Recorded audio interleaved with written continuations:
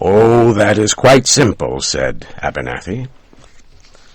"I would tell him to take my advice." Germain looked embarrassed. "Look here, Dupin, I'm perfectly willing to pay for advice." Dupin smiled at Germain.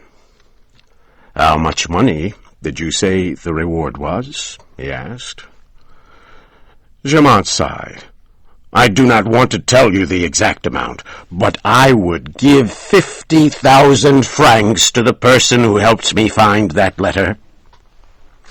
"In that case," Dupin said, "take out your checkbook and write me a check for 50,000 francs. When you have signed the check, I will give you the letter." Germain looked at Dupin with his mouth open. His eyes seemed to jump out of his head. Then he took out his checkbook and pen and wrote a check for 50,000 francs. He gave it to Dupin. My friend examined the check carefully and put it in his pocket. Then he unlocked a drawer of his desk, took out the letter, and gave it to Germain. The policeman's hands shook as he opened the letter. He read it quickly. Then he put it in his pocket and ran out of the room without saying a word. "Dupin," I said, as I turned to my friend, "how did you solve the mystery?" "It was simple, my friend," he said. "Germain and his policeman could not find the letter because they did not try to understand the mind of the man who stole it. Instead, they looked for the letter where they would have hidden it. Mr. Darcy is not a policeman. He is, however, very intelligent. He knew the police would search his apartment. He also knew how police think, so he did not hide the letter where he knew they would look for it. Do you remember how Germain laughed when I said the mystery was difficult for him to solve because it was so simple?" Dupin filled his pipe with tobacco and lit it.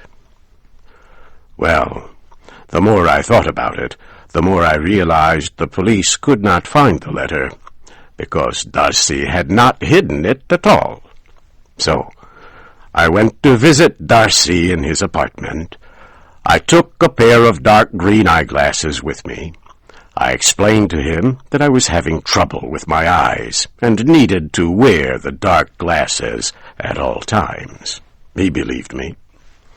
The glasses permitted me to look around the apartment while I seemed only to be talking to him. I paid special attention to a large desk where there were a lot of papers and books. However, I saw nothing suspicious there.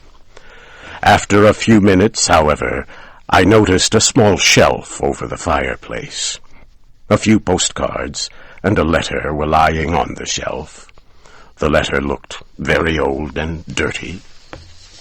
As soon as I saw this letter, I decided it must be the one I was looking for. It must be, even though it was completely different from the one Germain had described.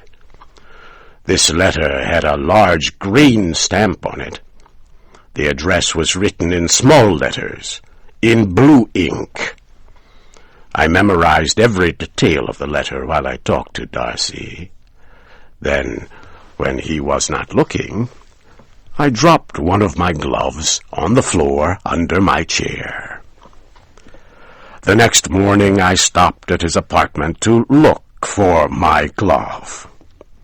While we were talking, we heard people shouting in the street. Darcy went to the window and looked out. Quickly, I stepped to the shelf and put the letter in my pocket. Then I replaced it with a letter that looked exactly like it, which I had taken with me. I had made it the night before. The trouble in the street was caused by a man who had almost been run over by a horse and carriage. He was not hurt, and soon the crowd of people went away. When it was over, Darcy came away from the window. I said goodbye and left. The man who almost had an accident was one of my servants. I had paid him to create the incident. Dupin stopped talking to light his pipe. I did not understand.